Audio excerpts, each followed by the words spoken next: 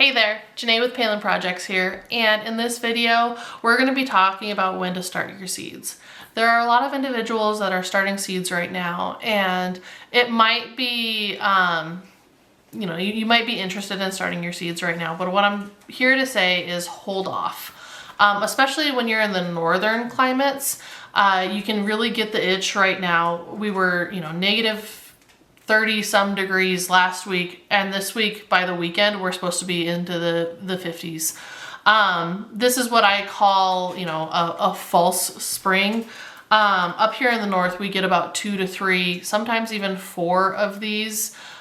Basically once a month we get a false spring where our temperatures rise into the 40s and 50s, and then they dip back down into below freezing, maybe not the negatives, but below freezing weather. And so I'm here to say don't start your seeds too soon.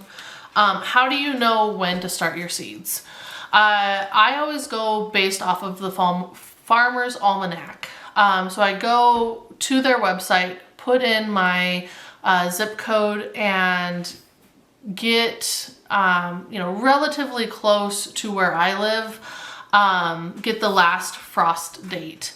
Now, I have a friend who lives about a mile east of me, and they're down into a ravine, and so their microclimate is significantly different than my climate up here. I'm kind of up in the mountains a little bit. They, like, being down in the ravine, they get like these bursts of cold air that come through, and like their frost is a little bit different. They actually have a weather station to help them predict in their little microclimate their weather a little bit better, because it is so different than like the Farmer's Almanac and whatnot. And even like the Farmer's Almanac, what they have, the closest rough area to me is even like 30 to 40 miles. I guess it's not that. It's about 20 to 30 miles. 20. About 20 miles away from where I am. So it may not seem like it, but we are at the base of a mountain, and then specifically we're at the base of a ravine between 2 mountains as well. And so the weather whips down that ravine, and we're a little microclimate-y right here as well. Not as bad as my friend that's about a mile, 2 miles east of us. But yeah, they actually have a weather station at their house that tells them their exact temperature and kind of forecasts into the future for them. I'm not saying you need that by any means. I go off of the location that's about 20 miles south of us. So my last frost date is about May 30th. I've mentioned on past videos that I've seen snow on the 4th of July before. It's nature. It happens. When we have really weird growing seasons, it happens. I know that sounds kind of weird for me to like nonchalantly be like, yeah, I've seen snow. I have. It is what it is. We just deal with it, watch our temperatures, and then cover our plants and call it good. Technically speaking, my last frost date is May 30th. How I know when to start seeds. So if I take, for instance, let me get a seed packet here. At the back of a seed packet, it says, ooh, let me focus it. Oh, it's not focusing. Come on. There we go. That's a little bit better. It'll give you kind of like your seed starting days, or it'll say like start indoors. This particular one is a pepper. It says start indoors 8 to 10 weeks before last frost. It doesn't mean that you can't direct sow those seeds, but it's saying that those plants need time to grow in order to produce fruit in a timely manner. The other area on the back of a seed packet that I tend to watch is days to maturity. Days to maturity is basically when, or like how long it's going to be until you get fruit. For the purpose of this video though, you really want to watch the start indoors on the back of your seed packets. So like I said, my last frost date is May 30th. I then work back. Let me pull up a calendar here. I'll work back week-wise. So if I look at May 30th is a Friday this year. It makes it a little nicer. But I basically take that week and say, oh, that week is roughly the last week that we could get a frost. And I mean, to be completely honest, yeah. We typically get snow on Memorial Day. So, and it's usually our last snow, to be completely honest. So that week I deem as our last frost week. I then work back. So then the next week would be week 1, 2, 3, 4, 5, 6. Typically tomatoes, I think it says start tomatoes like 6-ish weeks before your last frost. So to be completely honest, I start mine at the end of March typically. And that usually gives me like 6 to 8 weeks. It gives me a decent amount to get a good seedling up and also hardened off, because when you start your seedlings indoors, you need to harden them off and acclimate them to the outdoor environment. You're providing them with like this perfect environment, perfect temperature. You know, if you have a fan on them, the light breeze, but there's not really like dips, and it's not that ebb and flow of temperature. And then sunlight. You don't necessarily get the harsh sun under grow lights or, you know, whatever the case is. Even when you have them next to a window, that sun is filtered through that glass, so it's not complete exposure. So I feel like, again, in my climate, starting, you know, mid to end of March for seedlings is best. It gives me time to grow them and time to acclimate them to being outdoors in order to plant, in order to not stunt the growth. So tips, when to start your seeds. Go and figure out your last frost date. Work your way back from the seed packet, or on the back of the seed packet, the number of weeks that it says roughly to start indoors, if it requires to start indoors. A lot of the back of the seed packets give you like a range as well. So 6 to 8, 8 to 10, 8 to 12. Again, it's how exact, or, you know, how much you want to trust that last frost date. I fudge it. You know, tomatoes 6 to 8 weeks-ish. And that way, like if I do it on the smaller end of the start indoors, I have that ability to keep them, you know, indoors if it does tend to be a cooler growing season. The other thing to look at on the Farmer's Almanac website is first frost. So this will be something that you need to look at in the fall. It's not necessarily you need to look at right now, but in the fall. If you plan on growing a fall garden, I typically can't get away with a fall garden. Like, what I grow is what I grow. Our first frost date is roughly around like mid-September. So September 13th, September 15th, somewhere around there. I always say if I can get my plants through that first frost, I typically can, you know, expand my growing season another 4 to 6 weeks. Because, you know, like in the springtime, we have the false springs. I call them like the false winters.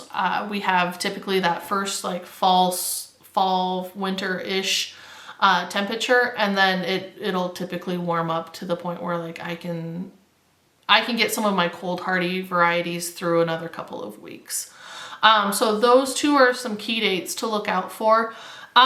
Some nice information that's on the Farmer's Almanac. It gives you the growing season. So that also, if you look at the back of your seed varieties, you know, days to maturity, 100 days. Let me pull out a brassica here. It says days to maturity, 65 days. So when growing plants, you want to make sure that you stay within that growing season. Typically, on average, I have about 105 days. I try and lengthen that growing season with growing indoors, growing in containers, so that I can bring them indoors or, you know, whatnot. But typically anything outside of that 105-day growing season, I'm not going to be able to get any fruit. And so a lot of the varieties, and that's why I said like with peppers and stuff, I struggle up here in the north because I don't have a long enough growing season. I struggle with like watermelons, melons in general. I typically struggle with just because they take so much and they take a lot of heat and water. And I don't have a lot of heat. I think we average maybe 1 week in the hundreds, and watch this year we'll have like a whole month.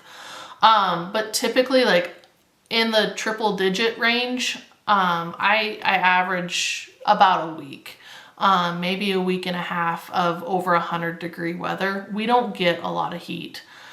We mainly stay around the 80s, mid 80s, high 80s, high 90s, or low 90s range. And so that's something else to watch, is like your average temperature. Do you require like a greenhouse to get, things hotter for things to grow, for plants to grow? We do plan on doing a greenhouse, and I think that will aid in my pepper growth and, some other areas of vegetable growth and whatnot. And it'll lengthen my growing season as well. But on average, I have 105 days worth of growing. And so I really shouldn't be growing anything that requires more than that. Even like this pepper that's at 100 days, that's getting pretty close. I'm cutting it because, again, it's an average growing season. We tend to be, because I am at the base of a mountain and I have a ravine here, my microclimate typically on average is a little bit less than the 105 days growing. So that's something good to know as well. When we say, freeze or frost, or, last frost, last freeze, whatever we're talking about there, there's actually 3 different types. So you have like a light freeze, which is what I typically say, in September we get like a light to moderate freeze, and I can typically limp my cold hardy plants through. Even some of my flowers, if they're under the patio, they'll survive and whatnot. But light freezes are between like 29 to 32 degrees. They're like, and that's Fahrenheit. So they're like right on the cusp of that freeze. I think that's like negative, I don't know. I'm not good with Celsius. Like 1.7 to 0 degrees Celsius. A lot of your tender plants will go with that. Even with covering and whatnot. If you had a greenhouse, they might, with like a heater in it, they might survive, or they probably would survive. But, left to their own graces, they're going to succumb to that. So light things are, like your zinnias, cucumbers, peppers. Moderate freezes are like 25 to 28 degrees Fahrenheit. So you're dipping down into that freeze a little bit more. I think that's like negative 3.9 to negative 2.2. Somewhere around there for Celsius. Most things are going to succumb to that, to be completely honest. If we get down to like the 25-degree range, I try and cover, I do, but it'll nip most of my plants, and it is what it is. I can try and limp my brassicas through that, or my cold hardy or more cold tolerant plants, but peppers, even with covering, what I've found, again, my experience, I typically can't save peppers through a night of 25 degrees. And then the severe and hard freeze is anything below 24 degrees Fahrenheit, which I believe is like negative 4.4 degrees Celsius. Don't quote me on that, but I think that's what it is, Celsius. That's considered like a severe, heavy, hard freeze. And if I can't bring it in, I don't even try, to be completely honest. There's no coming back from that for me. And typically when we're getting down into those temperatures, I have like multiple nights worth of that temperature, and it's pretty hard to do. But so that, yeah, that's the other thing to consider is, your types of freezes and whatnot. Again, though, circling back to like when to start your seeds, look at your last frost date, kind of consider if it's a light frost to like those more severe, heavy, hard freezes. Typically, like when we're getting into the spring, into the later spring and whatnot, you don't see the severe hard freeze too much. You see those lighter freezes. But yeah. Lastly, look at a planting calendar. I know there's multiple websites out there. And just know that because someone else is starting their seeds doesn't mean that you have to. It's really easy to get, looped into that seed starting frenzy. And trust me, I, above all people, would love to start getting my hands dirty in some soil and getting some plant therapy in. But when you come down to it, there's like this sweet spot of planting plants outside and getting them into your garden. And you don't want to, grow them on for too long and have them become root bound and get them to where they're producing fruit and getting them where they're too leggy and whatnot. You kind of want that sweet zone. I'm not trying to like stop you from starting seeds, just for best case scenario so that you don't shock your plants, so that they have the best chance of growing. Look at your last frost date, work back from there. Don't start your seeds too early because quite honestly, you can do more detriment to your seeds than good. There are certain varieties that are, or certain types of like vegetables and flowers, fruits and flowers, whatever you want to call them, that do better with starts as well. So make sure that you're looking at the back of that seed packet and really understanding if you need to start it indoors, if direct sowing like beans and peas and like, melons, those type of things prefer to be direct sown. And that you're not starting those indoors too soon. Even the plants that do need to be started indoors, don't start them too soon, because even though, you think you might be doing them a service with starting them indoors, doing it too soon and having them become root bound and growing too much indoors can ultimately hurt your plants as well. So, pretty easy, pretty simple. Look at your last frost date, work back from there. Either, go on the personal preference. I tend to do the shorter version of the range on the back of the seed packets, just because I don't want to take care of them. I've done that in the past.